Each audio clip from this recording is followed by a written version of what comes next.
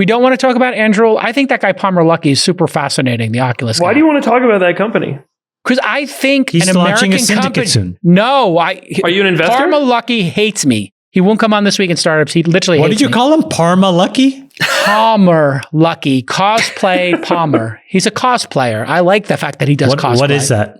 That's when you dress up as comic book or like superhero characters and go to conventions with You know other how nerds. you dress up in the clothes of old Italian women? He dresses up like a superhero.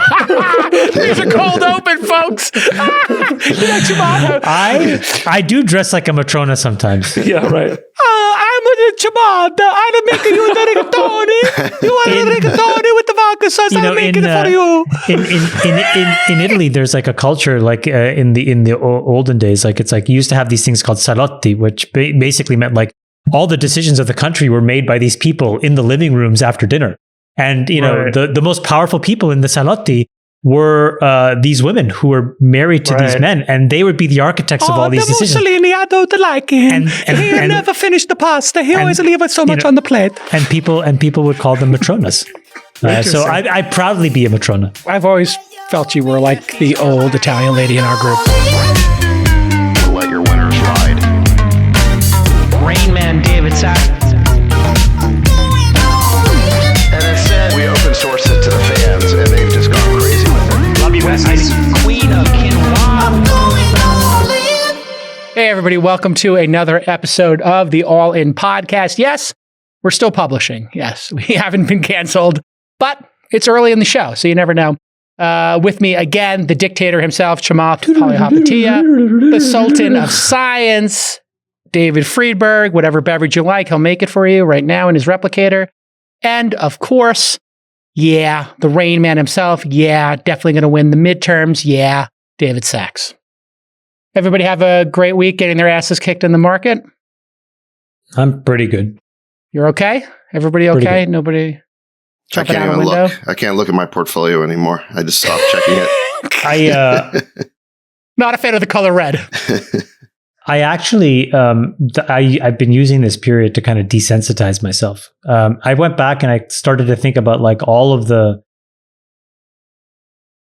sort of errors of commission that I've done in like the last decade. And I was able to look at like 4 or 5 specific trading moments where I was like, wow, what did I do that for?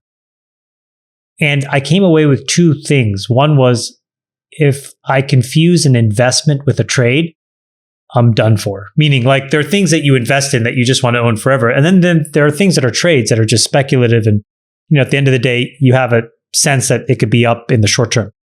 If I confuse those 2, I've made huge mistakes. And then the other one is I would always get really emotional and panic at the lows. And so I was like, you know, in early December or November, when I wrote that letter on Twitter and we talked about it, and I sold a bunch of stuff after Jeff and Elon were selling, raised some cash. And I was like, okay, now I have enough buffer here. The whole point from here on out is to basically like insulate myself from my own emotional turmoil as stocks go down. And so far, so good. And my litmus test, if when I go home at the end of every day, I check in with Nat and I'm like, am I an asshole? Because She's like, yes. What does that have to do with investing? When I get crushed in the market, I tend to take it out on my friends and my loved ones. Honestly, we know. because we're I'm your just friends. We know. We come to your poker game when your socks are down, and you're just like, oh my god, run it once. That's it. I'm popping the blinds up. I can't take it anymore. Do you remember last year, Chamath, during the market collapse when at the start of COVID, and you decided you didn't care about having nice jeans anymore, and then you fast forward to December. And you were proclaiming the virtue of a $5,000 fresh alpaca sweater or whatever. I think another indicator of sentiment in the market for you is your clothing. Oh my god, choice. But this is a really nice cashmere ribbed sweater from Loro Piana. Okay, well we're back in the game. It's good to see we're back to normal now. Yeah, let me ask you then. I'm going to put a couple of items out there. Is Bitcoin a trade for you or an investment for you? Or was it, and is it now? Well, I invested it in 2011 at $80. Yeah, yum. I wrote an op-ed in that same year in Bloomberg, which I hope at some point they take off the paywall. Yeah. And the whole thing was you should have 1% of your net worth in this thing. Yeah.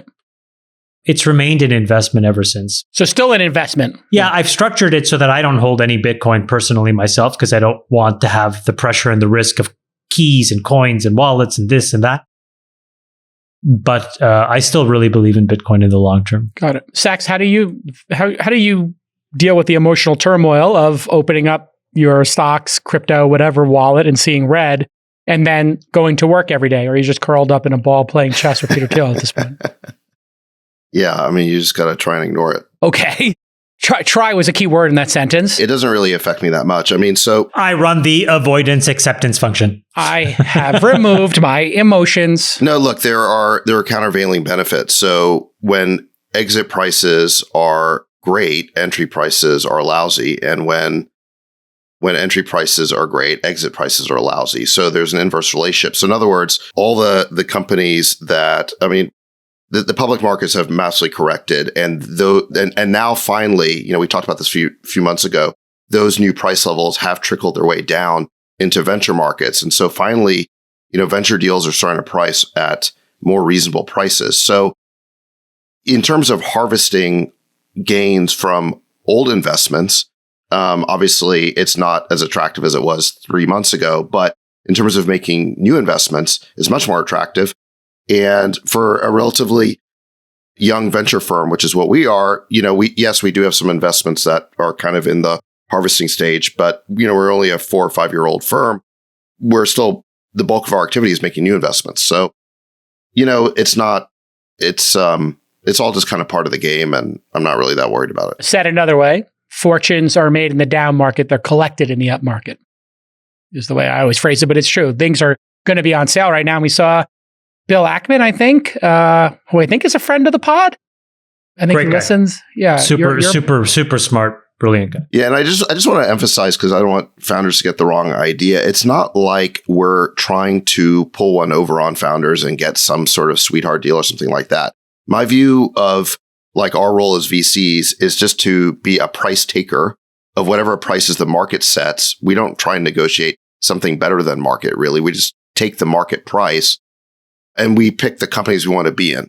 So that's our job, is really just to pick, not really to negotiate that much. You're not able to haggle. It's not like you can go to exactly. The markets the are too supermarket and be competitive. like, oh, bananas are $1 a pound. I'll take them for 50 cents. They're like, Right. sir, this is a Whole Foods. We don't negotiate prices. Right. So we're a price taker in good markets or bad markets. And it's just that I think that the prices now are coming down, because what I've heard is that the crossover investors like Tiger, like Coatue, who are deploying all of this money, they've really slowed down now. I think they're all kind of licking their wounds.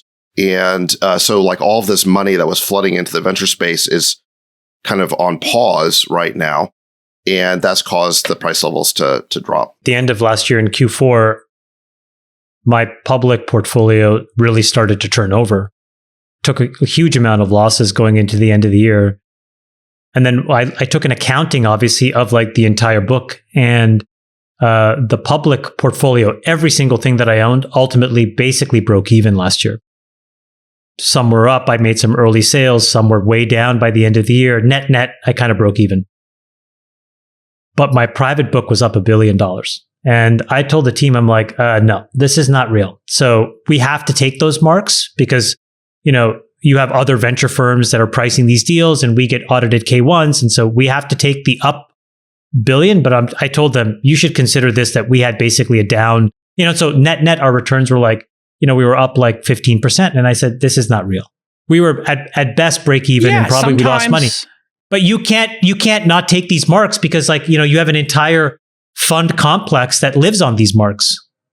Yeah, and it doesn't affect my compensation at all, but I have to take it. Freeberg, then Sachs. Go ahead, Freeberg. No, it's a really important point, because I think we talked about this 1 or 2 episodes ago. But there's a significant disincentive for venture firms to take markdowns, to raise capital into a private business at a price that's lower than the prior round. Because when they do that, the marked value of their portfolio goes down, and then it makes it harder for that venture firm to go out and raise the next fund that they're going to try and raise from their LPs, because it looks like they're not good investors. And the reality is, and so in every round, as everyone on this pod knows, there's always an incentive and a push to see, can you get the valuation higher, even if the business performance didn't meet the objectives of the prior round, and things have gone sideways a bit, doesn't necessarily mean that it's a bad business, but it doesn't necessarily mean that it should always be getting an up round just because it's being kept alive. And there's this artificial pressure in private equity in venture to always drive the value up or to run away from the company, because otherwise you're going to have this markdown and you don't want to be putting money in at a markdown that looks like a loser and so on. And if you look at the public markets, every successful company has had significant downturns in their stock for significant periods of time, from Facebook, Apple to Google to Facebook to Amazon to Netflix. And all of those businesses were sound businesses. It's just that for whatever reason, there were perturbations in markets, perturbations in the business, but the long-term value creation was still there. And so I think we need to kind of, be really thoughtful, and entrepreneurs should be very thoughtful not to give in to the venture mandate to always drive value up, but to be really thoughtful about getting the right valuation for your business and getting the capital you need with the right partners. Can I say something about this? It's so important what you said. One of the tactics that I started 3 years ago was I run my own shadow portfolio where I don't take the marks and I just keep them at my cost basis. And I'm not allowed to use that for anything. I can't use that. Obviously, I would never use that for compensation with my team or anything else. But I use it in my own head to say, okay, if I invested $1, let's not think about what somebody else may think about what that dollar's worth. Let's just keep it at $1 unless it's impaired. But I don't take the markups, and I look at my portfolio that way. But it's a very difficult thing to do. And the reason I do that is because I don't have the pressure to raise incremental funds. But if I did, I wouldn't be able to play that game. And I'd be very focused on making sure other VCs marked up my deals. Because to your point, it takes 10, 12 years to drive liquidity, literally. That's the key here. Yeah. And so what are you supposed to do if you're a venture business in year 3 or 4, except raise money on markups? Paper markups are the lifeblood of a venture. It's the lifeblood of what keeps this industry going. Yeah, totally. Well, I mean, the interesting thing for me is I LP'd a couple of these small, like emerging fund managers, micro funds, 10 million or so, 3 million. And they were sending like a lot of updates. And so I'm in some top tier venture firms that some of you are in, and they send you an audit every year and they send you a distribution, cash on cash, here's where you're at. And then I was getting like quarterly emails as everything was going up. These new fund managers are like, we're at 100 IRR, we're at 200% IRR because this crypto investment we did got marked up. And I was just thinking about what Bill Gurley would always say, which I think is a Howard Marks quote, you can't eat IRR. Like, what are we doing here? Like, why is there such a focus on this? Is because you want to raise your next fund. And then the other game people were playing was, and I got into this because people were like, oh, you're grossly undervaluing your funds because Robinhood is trading at $30 a share on the private markets. Calm is trading at this on the private markets. And people were using secondary market transactions as their mark. So I'm curious, Sachs, how do you think about if you invested in a company, the Series B was $100 a share, but then somebody bought it at $150 a share in the private markets? Where do you like to mark that in your funds, or how do you think about that and getting ahead of your skis in terms of valuing your private funds? Well, to Chamath's points, we have accounting rules around this. So we can't subjectively decide what mark to set for each company for, obvious reasons. Our LPs want a predictable accounting. So the way it generally works is that the mark is set by the most recent private, financing. This is the way it works. And if people want to discount it from there, they certainly can, What about a secondary transaction? Is there any... There's more complicated rules around that because it's a different class of stock. So it's some combination of, sometimes we use a 409A, sometimes it's the latest preferred round. It's, there's complicated rules around it. By the way, I'll just to rehash what was already said, and just to say it one more time, Chamath pointed out that it typically takes 12 years to liquidity from the time a startup is initially funded to the time that you sell it or go public. Show me one public company that has had 12 years of consistent gain in its stock price. It doesn't exist. And so again, this notion that every startup is seeing some perpetual, persistent increase in value is an artifice that doesn't really represent. It doesn't exist in tech, and that's a feature, not a bug. Right. Meaning the things that can go up predictably for 10 to 12 years are not neccerely businesses. They're not disruptive. They don't take risk. They're not dynamic. No. They don't take risk. Yeah. Sachs, can you define perturbation for the audience? I heard Freeberg say that a couple of times. Perturbation would be perturbation Changes. what, like volatility, basically? Yeah, rapid change. anxiety, mental uneasiness. Okay, a cause of anxiety or uneasiness. Okay, I got it. I thought you were setting another word. You don't use the word perturbation? I thought you said another word. What word was in your brain? I thought I heard masturbation. I was like, Masturbate. wait a second. What exactly did he say about the markets? Speaking of markets, we were on our text thread talking about if we're about to have the start of World War III, and then maybe this is not in the news now. How do we look at the UK-Russia situation in the Ukraine? Obviously, 100,000 troops are amassing on a border. And what is the goal here? Because Biden is saying, hey, listen, if anything happens, we're going to go to war. And there's a lot of saber rattling here. I don't exactly understand what Putin's goal or motivation is. And that's, I think, what I'm not hearing in the news is exactly what is his goal. What are your thoughts on what's happening in the Ukraine and Russia sacs? Okay, well, I think first of all, we have to kind of level set in historical terms about how unusual and unprecedented it would be for us to send troops to fight, potentially Russia in a border conflict with Ukraine. And by the way, the Biden put 8,500 troops on alert for deployment this week. It's really without historical precedent. During the Cold War, in 1956, Soviet tanks rolled into Hungary to crush rebels there. Eisenhower did nothing. 1968, Soviet tanks rolled into Czechoslovakia to crush the Prague Spring. LBJ did nothing. 1981, the Soviets crushed the Solidarity movement in Poland. Ronald Reagan did nothing, even though he had campaigned on getting tough with the Soviets. And then more recently, in 2008, when Russia invaded Georgia, George W. Bush did not intervene militarily. And then in 2014, when Putin occupied Crimea, Obama did nothing. And so this idea, and the reason for that in all of those cases is because America has a vital national interest in avoiding war with a nuclear-armed Russia. And we did not have a vital national interest in defending the territorial sovereignty of those nations. That's the bottom line.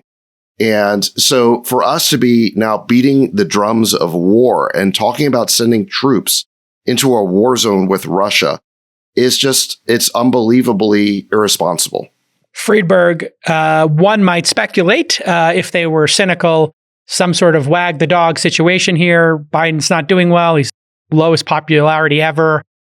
Midterms are coming up. Is there any political motivation here, do you think, in what Biden's actions are, given the context of what Sachs just outlined? I think that there's, this is like showing up to the last 20 minutes of a 2-hour movie and then saying, oh my gosh, what's this guy doing? He's so crazy. There's a long narrative that precedes the current news cycle on what's happening with Putin and the Ukraine. In large part, the United States helped to start the the expansion of NATO in the 90s. And the intention was to make NATO as a Western allied kind of organization contain Russia, step up right to their borders, get very close, and ultimately make these kind of areas free liberal democracies that are aligned with the West, and put them right on Russia's border. And that is obviously antagonistic. If anyone tried to do that to the United States, like Russia did with the Cuban Missile Crisis, we would view that as a hostile act and we would react accordingly. And for years, the pressure has been building and has been mounting as Putin has started to kind of solidify his political power at home and his allies abroad in trying to figure out ways to push back on this wall that has been built around him and his nation. And, to some degree, I think we look at this as like his aggressive behavior, but to some extent, it is a defensive behavior over a very longer cycle when viewed that way. And again, remember, the U.S. had this Monroe Doctrine, which President Monroe put in place in, 1800 something, that said, anyone that comes into our territory and tries to influence nations around us to be hostile towards us is a hostile act in and of itself. Anytime someone tries to influence our politics it's hostile. And I think Russia views our behavior and NATO's behavior this way. And so his primary demand is and has always been that the Ukraine cannot and will not and should not join NATO. And the US response has and continues to be... And the EU. And the EU. And we're saying, look, we believe in the sovereignty of the Ukraine, and we want the Ukraine to make their own decision about where they go and what they do. But the reality is, for us, this is a key part of a very long-term strategy to keep Russia contained. Now, meanwhile, there's this beautiful backdrop of what's going on with China. And if I'm China, I would love to see the US and Russia in conflict because it will weaken the US. And if I'm Russia, I would love to see the US and China in conflict because it will weaken the US. The US is in a very precarious situation right now. And for us to actually end up in conflict is going to weaken our position with one of these other two emerging, challenging, superpowers. And this is a really precarious time. I think to Sachs's point, it's highly unlikely we're going to end up sending military, but the posturing is such that we need to kind of hold our line until the very last minute. We'll see what happens. I did say, at the end of the year, I do think that we're in this kind of economic status right now that if there were an opportunity for conflict, we're probably more likely to want to engage in conflict than not, because it does create something that we all get behind. It creates kind of a political unity. It creates economic unity. It creates driving forces that maybe might help us through what is clearly a very volatile and difficult time at home. So let's see what happens. I think Obama's already given us the end game. I just think we have to go through the machinations to get there. He said to The Atlantic, I think it was in 2016 or 17, he said, the fact is that Ukraine, which is a non-NATO country, is going to be vulnerable to military domination by Russia no matter what we do. And, every time there was this brinksmanship, we effectively blinked, and rightfully so, because it didn't necessarily make sense to all of a sudden engage the war machine to go to war in Eastern Europe. The thing that's interesting about what happened here, though, was that this was a slow-moving train wreck that was really visible years and years ago. Why is that? Well, if you look at what was really happening, this is really a European issue. And you got to think, well, why is America being the leading actor here when, where's Europe in all of this? Well, it turns out that, the strongest power in Europe, Germany, is in a really difficult situation because they rely on Russian energy. 50% of the nat gas that comes in, or 50% of the energy, I think, that comes into Germany is from Russia. And they've, in fact, been building an entire pipeline system from Russia that bypasses the Ukraine and goes straight to Germany. And so when all of this saber rattling was happening, Germany basically had to blink because they need Russia's energy. And why did they need Russia's energy? Well, they needed Russia's energy because 20 years ago, the environmentalists in Germany won and they started to decommission all their nuclear reactors. So ridiculous. So at somewhere along the way, nobody took a science class in Germany and figured out that nuclear was both safer and cleaner. Instead, burning fossil fuels was the answer. Wiser to not have a dependency. And after the Fukushima, they turned them all off. They accelerated it. Yeah, it made more sense to burn fossil fuels, number one, and then to get those fossil fuels from Russia. So unfortunately, we are in this state of affairs where, Germany has said, at least that's been reported, that they would shut down this pipeline, Nord Stream 2, if Russia did something. But the reality is, I think Obama basically told us that, it's going to be very difficult for us to justify an act like this, especially against somebody who is fortified and clever and smart. This is not like invading the Middle East. And so this is a master chess player. If this happens, the stock markets will just go absolutely to zero. I mean, if you could have negative stock prices, this may be a good catalyst. We'll pay you to take these Netflix shares, please. It's unbelievable. It's really, really crazy. It seems like a situation where we're assured not to get into, to mix it up with him. Like, I don't understand Putin. I don't understand Biden saying that he's absolutely going to react to this. Because we're not. We can't afford to get into a war right now. That's right. No, and if that is true, then, U.S. dominance, the U.S. ability to hold the line starts to decline. And, I don't know if I agree with that because I think we could diffuse this crisis very easily. Yeah. What's the exit ramp? Yeah, tell us. Well, the exit ramp here is, what is Putin demanding? Putin is demanding that we affirm that Ukraine will not be part of NATO. In my view, that's giving him the sleeves off our vest because we should not want to add Ukraine or Georgia to NATO. That would do nothing to enhance the security of the United States. We wouldn't get anything out of it, but we would be obligated under Article 5 exactly to defend them. So admitting Ukraine or Georgia or Moldova could ultimately bring us into a war with Russia. Too. Exactly. So to Freeberg's point earlier, we have been poking the bear for 2 decades with our expansion of NATO right up to Russia's front porch. And if you go all the way back to 1990, when George Herbert Walker Bush was president and James Baker was Secretary of State, there was an assurance made by James Baker that basically they had gone to Gorbachev and said, we want to, we for help in reunifying Germany. And the promise made that famously that James Baker said is that what Gorbachev said is we don't want NATO expansion. And Baker apparently said not 1 inch eastward was the line. And we think back to how well Herbert Walker Bush and James Baker managed the end of the Cold War. How did they do that? They did that by making assurances to Russia that we would not bring NATO up to their front porch, which is what we did. In 2000, we've now added something like 14 countries in Eastern Europe to NATO, including in 2004 the Baltic countries. And that decision by George W. Bush really is the thing that pretty much severed our relationship with Putin. You have to remember that Putin is fairly popular in Russia because he stokes Russian nationalism. And what is the source of that nationalism? It is because a single treaty organization, NATO, now has this huge contiguous border with Russia. They now feel encircled. And if we were to add Ukraine to that organization, there'd be a 1,200-mile, again, border, which that Russia would have with just this one alliance. It would be akin to, imagine if we were still in the Cold War and Canada were added to the Warsaw Pact, right? I mean, we would be incredibly threatened by that.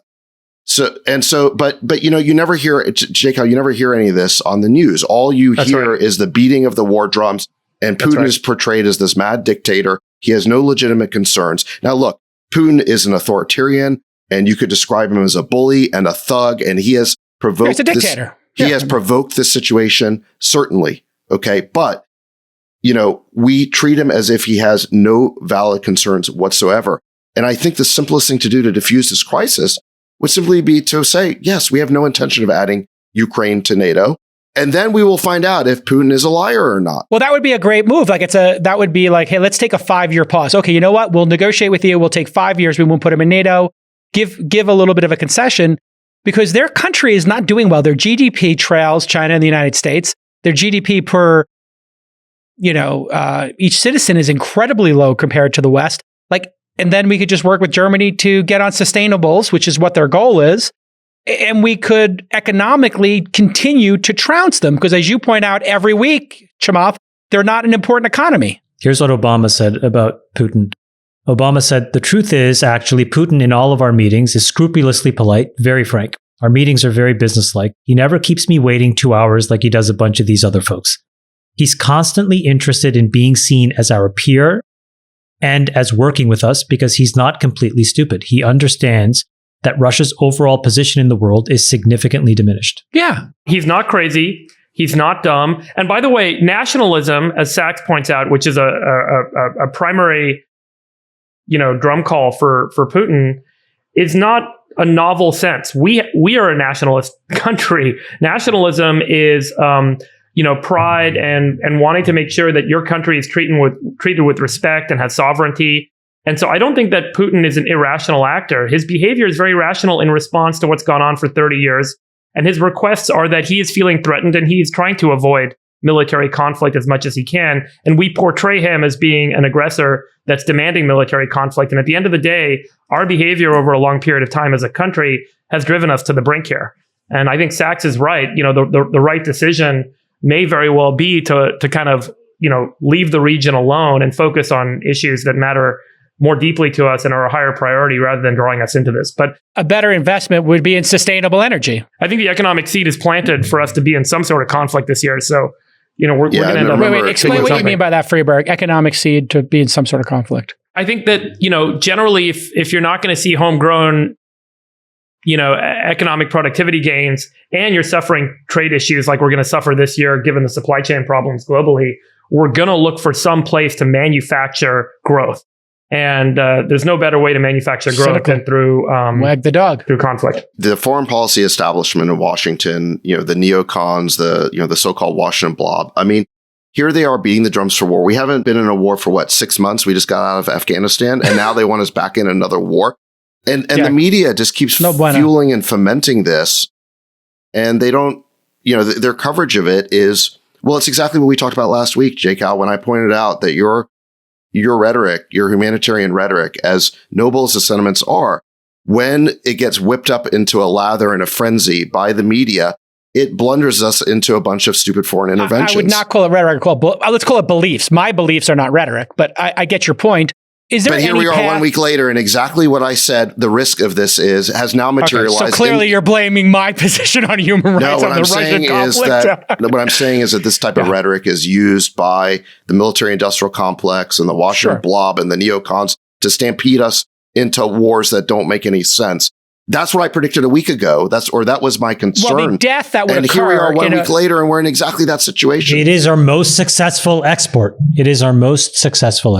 Jake Al, really important. There's a difference between belief and how do you act on that belief, and what are your actions based 100%. On that belief. Yeah. And I think that a big part of what's gone on, and this harkens back to a few episodes ago when we all got in trouble, or there was an attempt at canceling us after we spoke about this.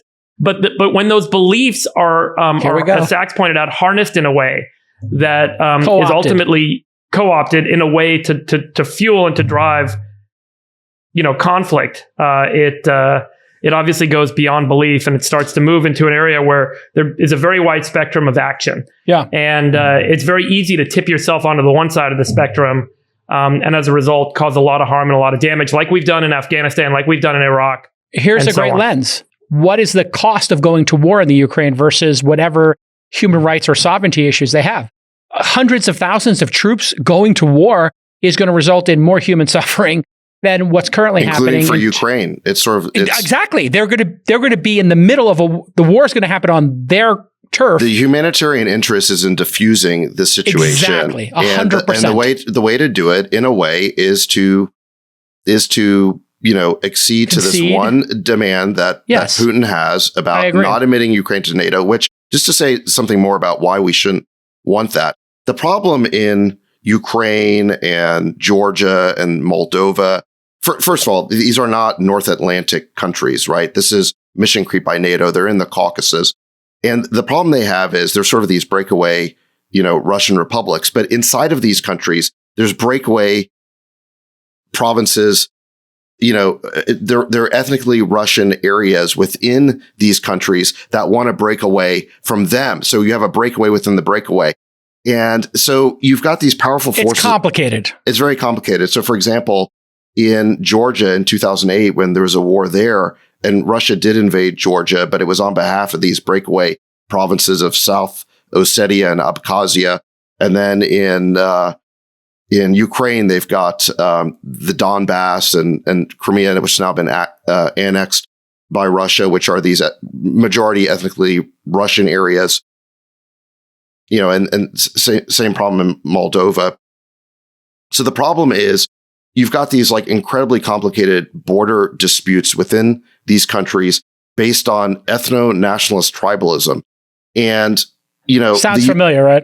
The U.S. does not have a vital national interest in getting involved in those disputes. And by admitting these countries into NATO, they could pull us into those disputes because the key provision, Article 5 of NATO, says an attack on one is an attack on all. We're obligated to go to the defense of those nations. How is the security of the United States enhanced by that requirement? They get a lot out of it. We don't get anything out of it. This is a distinctly different than, say, Taiwan as an issue, but let's put that aside and we'll get to that in a second.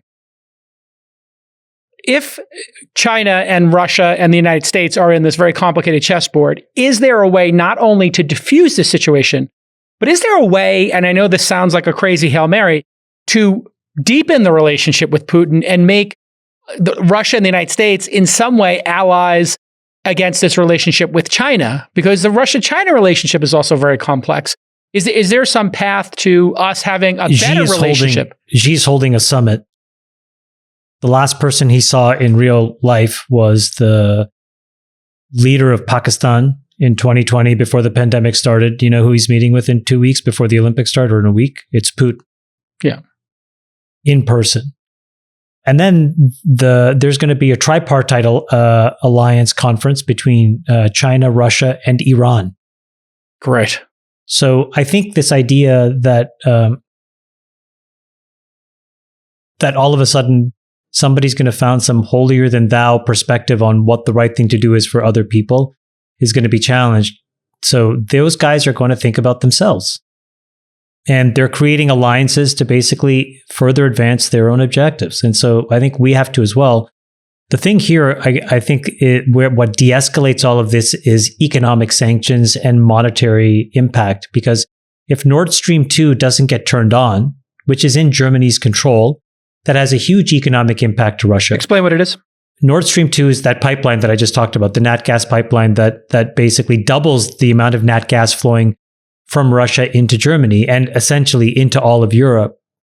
But hasn't Germany said if they invade the Ukraine, they haven't said it. They haven't said it on the record. It is thought that Chancellor Scholz that it's theoretically on the table, but it hasn't been officially declared. Biden today said that he's talked, or somebody in the White House has talked to all the major banks in the U.S. about crippling economic sanctions. So I do think the way this gets de-escalated is through money. And if you severely impinge Russia's ability to sort of grow their economy, that foments a lot of, anger at home. And I don't think that, that'll probably weaken and destabilize Putin more than, trying to sort of have some kind of like get together and hug it out session with him. Yeah. I mean, so Jason, you raise a good point with, can we improve our relation with Putin? Obama tried, right? We had the whole reset and ultimately it wasn't tremendously successful, but I think a lot of it has to do with the way that the foreign policy establishment in Washington sort of reacts. And Obama had some really good quotes about this. I think it was in that Atlantic article where, first he described that, that Russia has a vital interest in Ukraine in a way we don't, because it's right there. It's on their border. They've been attacked. Russia has through the Ukraine, throughout history. So again, it's just a primary interest of theirs. And so after saying that, Obama then, he basically got attacked, by, but it was, some of it was partisan, and then he responded to the attacks by saying, if there's someone in this town, Washington, D.C., that would claim that we would consider going to war with Russia over Crimea and eastern Ukraine, they should speak up and be very clear about it. He challenged. And then he said, so the issue, and no one did, right? No one was willing to just come right out and say that we should go to war over this. And that's how he diffused the attacks on himself. And then Obama continued. He said, there's a playbook in Washington that presidents are supposed to follow.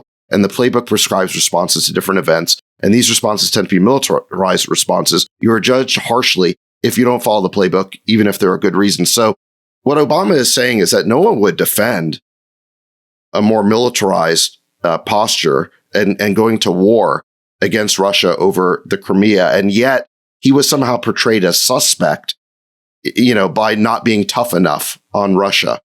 And so, if you're Putin and you see constantly the foreign policy establishment, reacting in this way, it's not a problem that even one president can just fix overnight. You know what would change this? Is if when we send 100,000 troops over there, it's a draft and, it's not an all-paid military. The fact that these people in Washington who got their kids in Georgetown or Harvard or wherever they are, Stanford, don't have to send their kids over there to fight this war is one of the reasons they can write these documents and have these doctrines that, hey, you got to send all these troops into harm's way. Like if they had to send their sons and daughters, it would be a much different discussion of like where we're going to start a war, whether it's Afghanistan or the Ukraine. All right, let's go to markets. Bill Ackman came over the top. He's buying a ton of Netflix, and Tesla just absolutely flipped to becoming a money printing machine and had a ridiculous quarter. Revenues up 53 billion, up 71% year over year. Q4 revenue 17 billion, 65% year over year. And they increased their deliveries by 71%. And, now you're all of a sudden to start to see some, income coming into the company. So flipping from money losing to break even to now printing a ton of money. Microsoft had an absurd quarter. Their revenue hit $51.7 billion, up 20% in the quarter, 20% year over year. Pace for $200 billion in revenue in 2022. And their net income was also up 20+% at $18.8 billion. So the money printing machine in these companies is just extraordinary. Chamath, what are your thoughts? I think you forgot a couple of key things, which is that the FOMC meeting happened this week, and Powell basically said, look, we're going to start tightening in March. I think the way that he said it, all of these words tend to be so scrutinized and overanalyzed, but instead of figuring out what people thought, I think their actions post the FOMC are important, which is that, we effectively now started to price in about 5 rate hikes this year. So probably 5 25-point rate hikes. Effectively, that's what the yield curve tells us. If you take a big step back, I just want to remind people, it's really hard to live through volatility, right? And we're in a phase of it now. But typically these big drawdowns, so when stocks go down, it actually precedes, so it comes before the actual starting of a rate hike cycle. And so if you go back to from 1950 onwards today, every time the government has started to raise rates or the Federal Reserve has started to raise rates, the stock markets have actually rallied. Now, why is that? It's typically that they see through the end of the rate hike cycle and they start to price the business as if these rate hikes are done and to rebase things. And on average, I think the stock markets go up between 7 and 8%. So call it 7.5%, 8.5%. And so what's interesting to me is now we're finally starting the process of these hikes. And the real question is going to be, how data dependent do these guys get? And what I mean by that is, so, we talked about this before, but, China cut rates. This past weekend, actually, Germany decreased their GDP forecast. And so you're starting to see 2 huge countries already say, hey, wait a minute, we need to be more realistic about what long-term growth looks like here. It's inconceivable in my mind that those countries are slowing down and we won't. And so I think what happens in these other huge GDP drivers of world GDP will affect us. And so, Sachs and I have said this before, but the marginal risk will be that we overcorrect and actually create a recession that doesn't need to be one. So we slam on the brakes too hard. And another way of saying it is the rate hikes the market is a leading indicator of what's going to happen post the rate hikes. We had a nice relief rally going until I think some of the words that Powell used was that there was plenty of room for rate hikes. Yeah. Meaning that because unemployment's at 3.5%, that, we're at full employment. And that means that the Fed has this dual mission of keeping inflation low and, keeping employment high.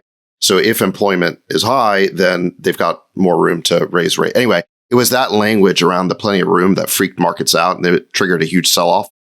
I think to Chamath's point, I don't see how you can have this much wealth destroyed so quickly and have it not impact the real economy.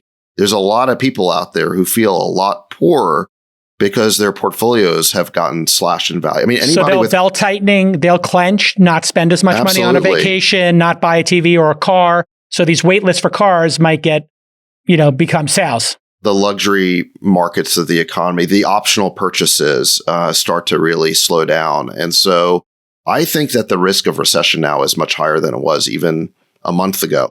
Now, it's going to be hard to know. So basically, I think what we're saying is it's going to be very hard for the Fed to engineer a soft landing here, where we don't trigger a recession in the process of stopping inflation. And look, we'll judge Powell's performance, at the end of this. We're not going to know. I think but I think that he's turned out to be much more hawkish in his statements than markets were expecting. Again, and in 2018, he was probably overly hawkish and he actually created effectively a little mini recession. We didn't pay attention enough to it because, Trump made it impossible to see the signal from the noise. But it did happen, and it was Powell being a little too trigger happy. And so, we have to remember that, the Fed has $9 trillion of assets on their balance sheet. And so, if they start to take $9 trillion of cash out of the system by selling these assets into the market, right? You're taking the money out, right? Because you're getting money back. That's going to have an enormous, huge impact as well. So if you think about question, Chamath, what happens when let me that just money finish. comes One out? second. Yeah. Let me finish, please. So, so when you have these two things happening at the same time, you have a potential rate hike cycle, which makes the cost of a used car more expensive. The cost of your credit card balance is more expensive. The obligations you have to pay just become naturally more expensive. You feel poorer, so you spend less. And then separately, in the financial markets, you actually take liquidity out of the system. And so people value, liquidity more. It becomes worth more. You value current cash more. I mean, we're putting ourselves in a really delicate position. So he's got a delicate balancing act here. He is definitely on a tightrope, I think. So if we pull $9 trillion out, we've been talking about this deficit. If he starts selling all of those assets, does that mean on the United States balance sheet that will reduce our national debt? No. I mean, where does the money go? We're getting $9 trillion of cash, right? You sell an asset, you get cash for it. Right. And so it pulls money out of the economy in the same way that it created liquidity when they were buying assets, right? When they were buying this debt, it would push money out. If they're selling the debt, it pulls money back in. What happens to those dollars is my point. Like, what is the impact of those dollars sitting around in the United States bank account? The dollar stays in the USA's bank account, but the obligation, the note, it exists in some financial intermediary that holds it. Clearly, Powell does not want to be remembered as the Fed chief that let inflation slip the leash, right? I mean, he's gotten religion now around the idea that this inflation is not transitory, which was his position for months. I think that now bit him, and the risk is potentially an overcorrection, but he's not going to let inflation. He'll be the first Fed governor to have caused 2 recessions. I think it's like a serious risk. And by the way, these market levels that we're at right now, I mean, look, 60% correction in growth stocks. Okay. But this is that's still in a good economy in peacetime conditions. And now we have a risk of recession and war.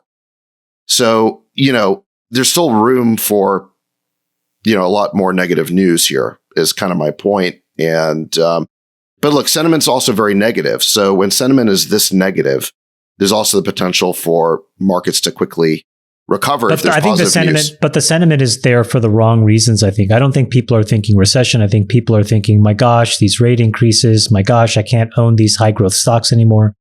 And none of those things are true. Those are just perceptions that get amplified by one's emotions when you're getting punched in the face, which is what happens when you wake up every day and your portfolio is down, by the way, 5 or 6%.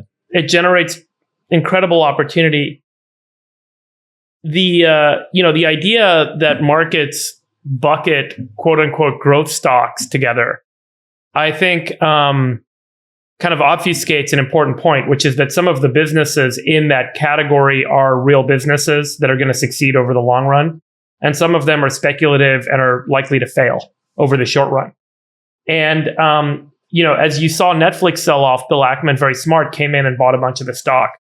I don't know if you guys remember this, but in 2011, TCV, which is traditionally a private equity investor at the time, and there wasn't a lot of crossover into public market stuff happening. They were a private investor in Netflix. Netflix stock tanked from, I think it was around $220 a share down to $70 a share in a couple of months. And TCV did a $200 million pipe into Netflix. And everyone was like, oh my God, what are they doing? It's incredible.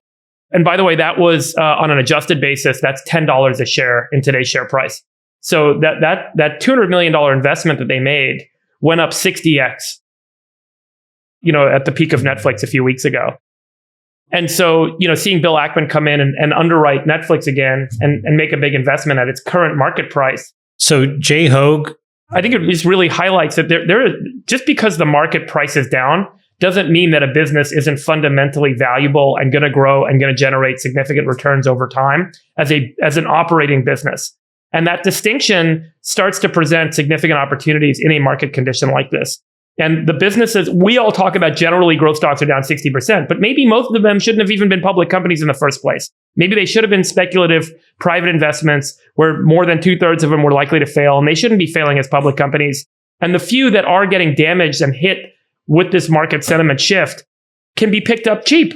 and there's a lot of opportunity. And so I wouldn't view the market condition to be necessarily reflective, again, of the economy or the condition of businesses in general. Jay Hoag was a partner at TCV. He's the founder of TCV that did that deal. And he's also the one that participated and led the $1 billion round into Peloton before they whiffed earnings and got decapitated. But he's an incredible investor. That trade is probably one of the best trades of all time. So let's look in the good news column. Wages way up, earnings way up, 10 million job openings in the United States, pretty close to record low unemployment, and the pandemic ending, and people having record savings in their bank accounts and personal balance sheets. So how does all that good news? The pandemic hasn't ended. It's ending for people. I think it's over for people. Like, Cal, I'll tell you the thing I'm most concerned about. There's a reverberation that persists in supply chains. I don't know how much hardware, lab, biotech, consumer goods businesses you guys are involved in. I'm involved in a number of them. Every single one of them are crippled in some way right now by supply chain issues. I mean, I'm talking about like businesses that have been operating at steady state for many, many years. When do those get worked out?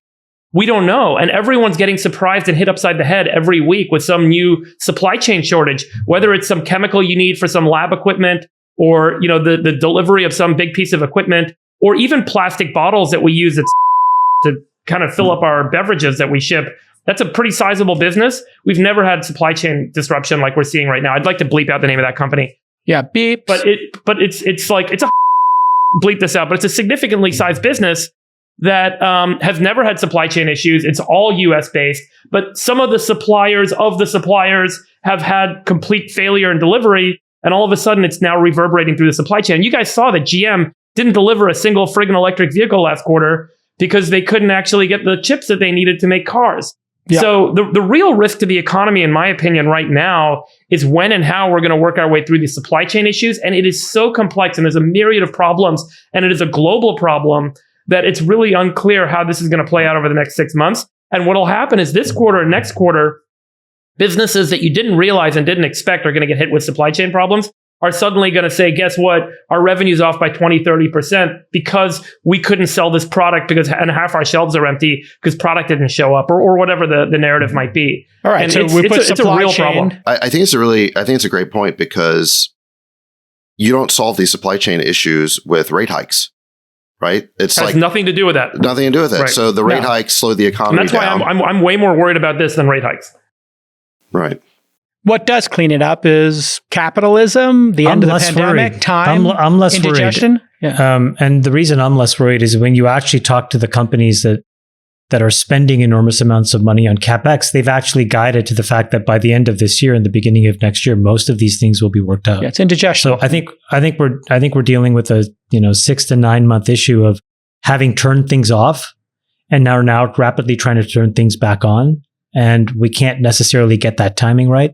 But I do think it'll work itself out faster than people expect. Personally, that's what I think. Because the cost of Apple and Tesla specifically guiding to that is too enormous. You're talking about, collectively almost $4 trillion of market cap. So they're not going to get something like this wrong. And they were pretty clear in the last few days that this will be done by 2023, early 2023. So Sachs or Chamath, I just listed all the good news to counter, the slog and the bad news. How do you account for record low unemployment, record number of jobs, record wages going up, massive cash on people's personal balance sheet, massive amounts of sideline cash, massive amounts of venture funds being raised that have to be deployed in the next 5 years? All that good news, where does that on this balance sheet of good versus bad, work out for you, Sachs? Well, the negatives are that, yes, the unemployment rate is very low, but a lot of people have dropped out of the labor force. So the labor participation rate is still quite low. So because of? Well, because I think a lot of people dropped out because of COVID, Yep. Everyone went remote and I think, they got these stimmy checks and I think a lot of people got used to not working, Okay. And maybe you had a household with 2 people used to work and now only one of them's working, maybe they moved to a cheaper part of the country. So, I mean, maybe it's a good thing, right? But a lot of people dropped out of the labor force and they haven't come back. And so that's the negative. And then, the fact that wages are going up is good, but we don't know how much of that's inflation, right? So, those would be the negatives. But there was a report that inventory levels did rise in Q4. And so the supply chain issues do seem to be ameliorating to some degree. Anecdotally, I was looking at cars, and now a lot of the people who had, there's no way to get this car. Now they're like, hey, we got a couple of these cars available if you want them. And then if you look at the housing inventory, it does seem that maybe that's taking a pause too, and people couldn't find houses. And now maybe, even though it's still a housing crisis, maybe there's more available, or they're staying on the market a little bit longer. Yeah, I mean, I think it's pretty clear that economic activity is slowing. And again, things like rate increases, it increases the cost of a mortgage, right? So that could affect house prices. I think there's an interesting startup story. There's a private company that's doing essentially life extension that a bunch of rich people put $3 billion into. You want to tell us, Friedberg, in your science segment, what is this going to make us live longer or not? Well, I think I mentioned this company a few episodes ago, but I think they just announced their $3 billion investment. And again, this goes back to the point I made on the prediction show. So last week, Altos Labs announced that they've landed $3 billion in funding. And this has been an ongoing funding that's been going on for quite a while into this business. But this business was set up to commercialize Yamanaka factor-based cellular reprogramming for age reversal. And there was a paper published just yesterday. I'll put a link in the show notes that if people are interested in reading a scientific paper, they can take a look. Incredible results. Scientists took mice, gave those mice short bursts of these Yamanaka factors, and then measured all the biomarkers, all of the chemical signatures in the blood of those mice to determine their age. Because there are known ways that we can measure the age of an organism by looking in their blood at measuring certain biomarkers. And with just a few short bursts for about a week of these drugs, these Yamanaka factors, the mice, all of their age signals reversed to making it look like they were very young again. And it did not do what the challenge has been with Yamanaka factors in the past, is if you put too much of it in a body, in an organism, the cells rejuvenate to becoming stem cells, which is kind of like what a fetus might have, and starts to grow a lot of tumors. They were able to avoid having tumors show up in the mice. And the mice, in fact, all looked extremely young from a biomarker basis. So an incredible result, an incredible paper, whether or not it gets repeated and shown by others.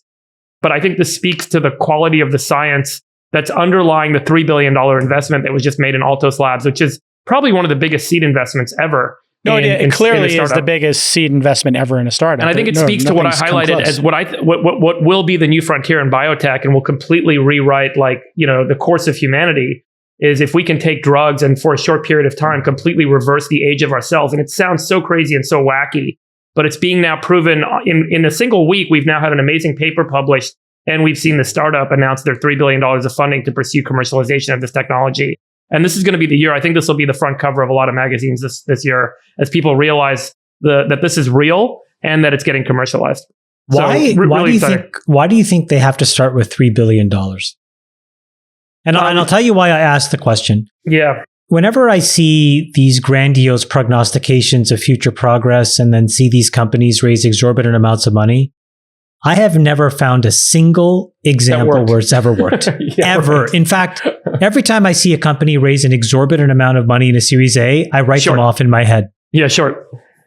Yeah. So why should I not in this case? So, or it's more actually a better question. Why would somebody listening to this pod go work there and take the Series A equity? By the way, the same has been done and can be said about Calico, which is Alphabet's subsidiary that's pursuing similar research, where billions of dollars have gone into that business. And there's a similar sort of research track underway. And I think the general principle, Chamath, is they don't know what the product is.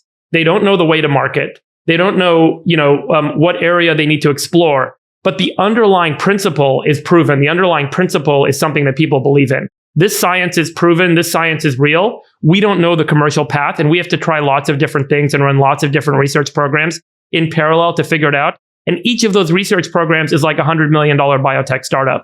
And so I think that the principle is, let's put a lot of shots on goal all at once in parallel and make sure, because if any of these shots on goal work, this is going to be worth many, many billions of dollars. So I think that's generally the idea. It's almost like having a $3 billion venture fund, but the venture fund is targeted at one core area of interest that we believe is real.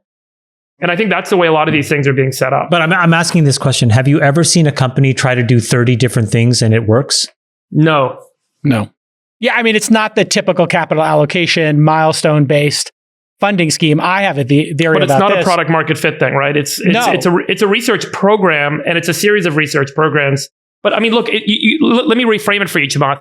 Have you ever seen a $3 billion venture fund that makes 100 bets with smart people at the helm, with smart people working at the individual businesses fail, right? Like, yes. And in fact, I've never seen a $3 billion venture fund do much more than return 2x of money.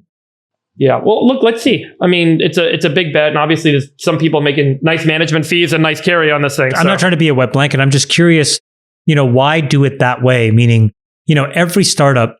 Let's get Bob Nelson on. He'll talk about it. He set it up. Yeah. Every startup, I think, is forced in some ways by the market to make an educated guess about where product market fit lies and to try to build some minimum viable product. That tends to be how value is created. I mean, you could have said that, Google could have had 90 different algorithms, but, Larry Page started with Backrub. That's how it started. He had to make an educated guess that you had to make decisions, and that's what startups about. You have to make decisions, and you have to make a bet on your own but intellectual veracity. Why don't you put all your capital into one company? Oh, because mostly the companies won't let me, but I would if I could. Oh, interesting. So I think that what's happening here, you're absolutely right. If I could, I would, but they don't let me. You could put all your money back into Facebook or forget Facebook. I know you got issues, but what about Alphabet or Amazon? Just put all your capital in one bet and just, write it out. Right. But then it comes to what I think where I can generate the best return. Meaning, I think that I could generate much higher returns than what I think Google will give me. Yeah. That's why I do it. Well, here's what I think is happening here.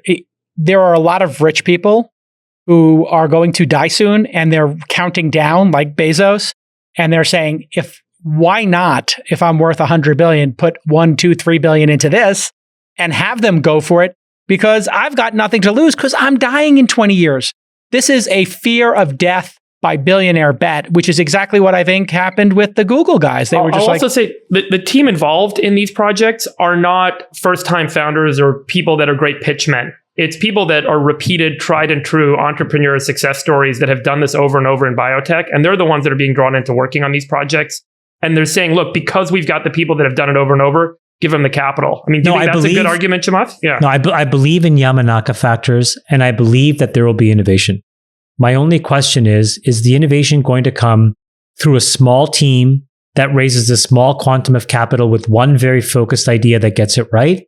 Or this sort of, Monte Carlo simulation approach to product innovation? And all I'm saying is just an observation that historically, it's been very difficult for these Monte Carlo simulations to ever work, either to generate product market fit and an innovation and to make money. Now, hopefully these guys are the exception that proves the rule, because I think we'd all want this to work. No, it's a great point, and I hope you're right. And I hope to start that small project and wipe But now you're saying the key thing, because despite the $3 billion, you're still going to go after it, which implicitly is your 100%. way of saying, I'm short that company and I'm long my own company. And this is the point I was trying to get to. Which is when really, really smart people see these things, they tend to look at it with a grain of salt, thinking it's very difficult to build a startup as it is. Yeah. Sometimes it's kind of like growing great wine. You need to have a little pain and suffering along the way. And when you have $3 billion, it's the opposite of pain and suffering. Totally true. And I'll also say, let me just support your point, which is the people I see get hired to big projects like this, and there are a number of them that get funded, not just also in other kind of deep tech stuff. They hire the tried and true experienced executives who generally have older kids and live in a nice house and have made a bunch of money.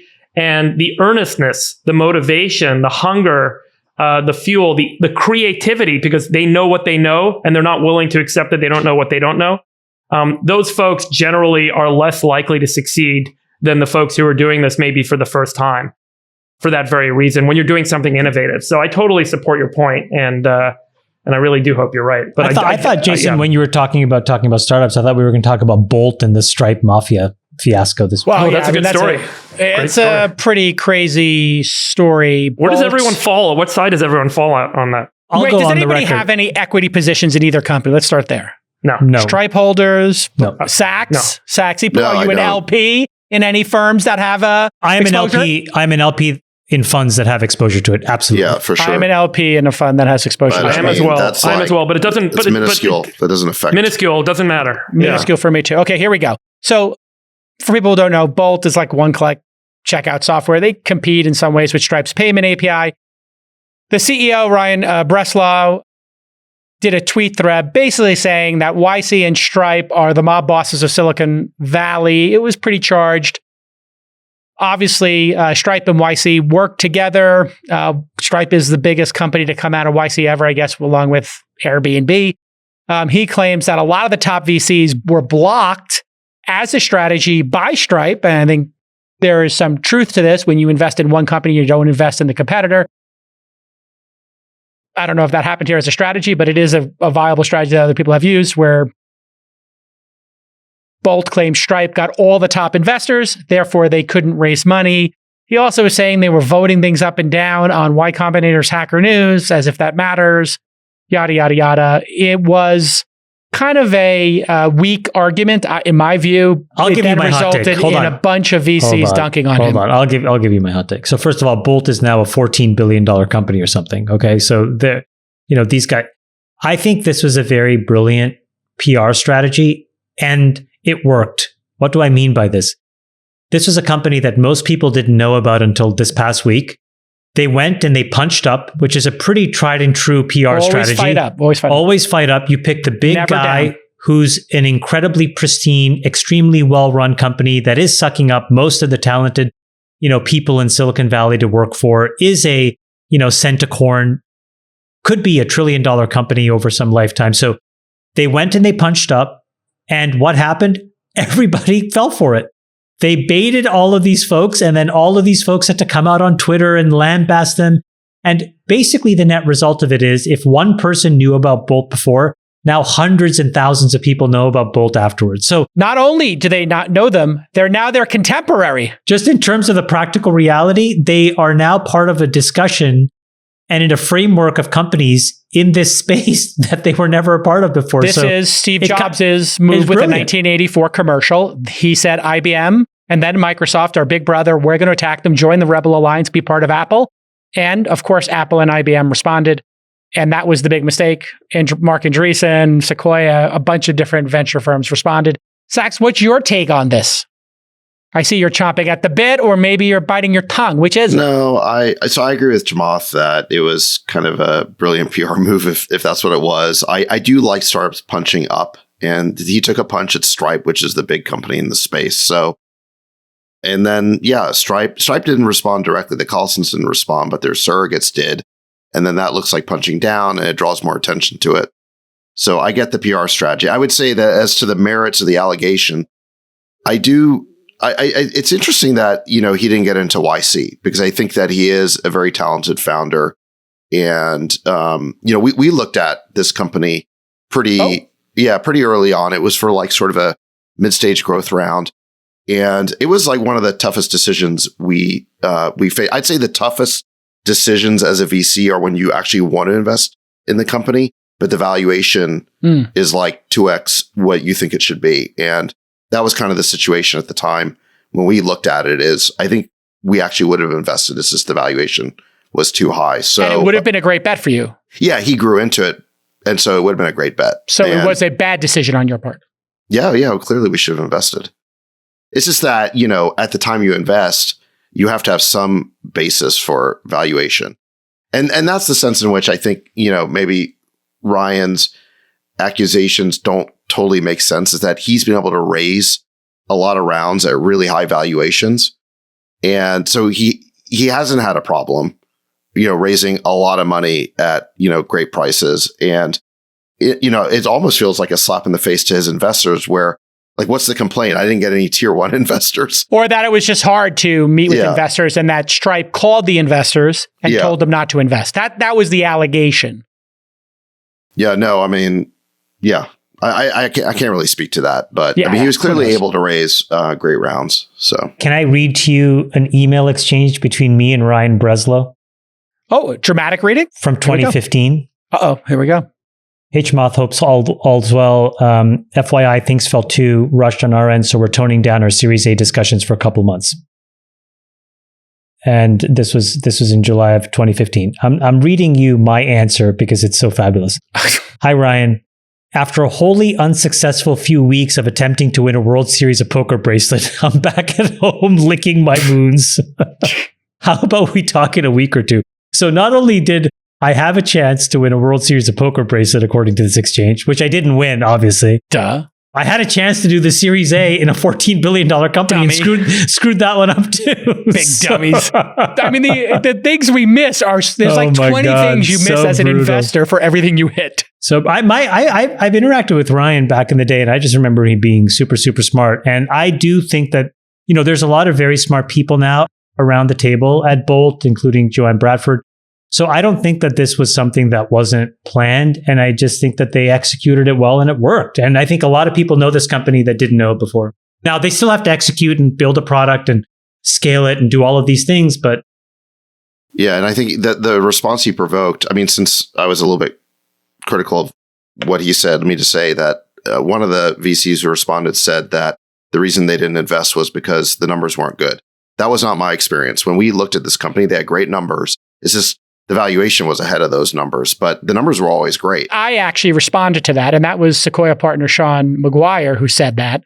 And I responded to him like, hey, dude, VC code is you don't reveal the numbers on things you learn confidentially. What are you doing? And he's like, well, they said some BS about Stripe. I was like, yeah, it still doesn't change VC code that if you learn something under NDA, for NDA, essentially, in a meeting, you're not supposed to weaponize that against unless you have a $30 billion position. I still think, well, whatever. I still think it's like, I've never seen a VC do it. Honestly, it's the first time I've ever seen a VC do that. Jason, come on. I think it's pretty, I think we all knew where he was coming from. He's defending an enormous position of his in Sequoia. You do that, Jason. You've always been AirCal's fine, but I've never released inside information is my point. You didn't say inside information. How would he have inside information? He made a general statement. He made a general statement. They met with them. But he was conflicted out, so why would he meet with them? Hey guys, Nick just texted that had I found a way to get off my lazy ass, not be playing poker and do that deal, I would have generated a 222x on my investment. Which would have been 15 million times 222x. Well, we screwed it up too. I think the round we looked at went at like a $400 million valuation or something like that, or something in that range. And my gosh, what would the Series A have been? I mean, the Series A would have been at like 63 million according to PitchBook. Oh, yeah. 63 million. It was one of those meetings we came out of where it's like, that's a super interesting founder. So yeah, me too. That's what I remember too from Ryan. Yeah. That is the lesson. Super interesting founder, write the check. I said it earlier in the program that like our philosophy now is just to be price takers and just to pick the companies that we want to be in, and then the market sets the price. That's the biggest mistakes I've made as an investor. Yeah, I got if we had just done that with price. Bolt, we should have done that with Bolt. This was the decision we faced was like a few years ago. And so we just shouldn't have worried about valuation. By the way, sorry, JCal, as soon as you said it was 63 million, you know what my reptilian brain said? Oh, that feels so expensive. Even now, knowing that the outcome is 14 billion. And so to your point, David, it's a really good lesson for investors to learn is just you're a price taker. Totally. Get behind these really interesting people that are world beaters and just let them do the work. Place the bet. Yeah. All right. So there you have it. This has been another amazing episode of the All In Podcast. Bye-bye. Bye-bye. Love you, besties. We'll let your winners ride. Rain Man David Sack. We open source it to the fans, and they've just gone crazy with it. Love you, besties. Queen of Quinoa.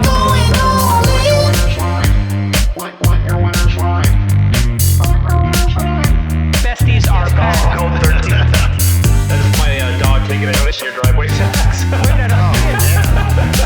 Oh, man. My haberdasher will meet me at Clinton. We should all just get a room and just have one big huge orgy because they're all just useless. It's like this sexual tension that they just need to release somehow. Wet your beak. Wet your beak. What? We need to get merch. Besties are back. I'm going all in.